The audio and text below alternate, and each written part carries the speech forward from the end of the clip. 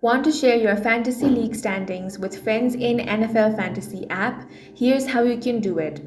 First, you want to download and install the NFL Fantasy app. Then launch it open. Now make sure to log into your account. Now tap on the league option and then select your league from here. Once you have selected it, you should find the standings option. Go ahead and select that.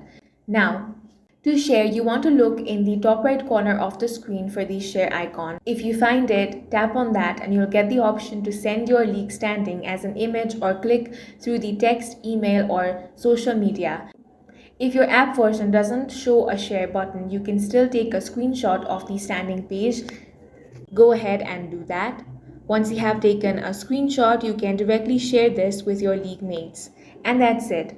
In this way, you can quickly show off your fantasy league position, whether you're at the top of the table or clawing your way up. That's all for this video. If you found it useful, make sure to hit the like button and subscribe for more videos like this.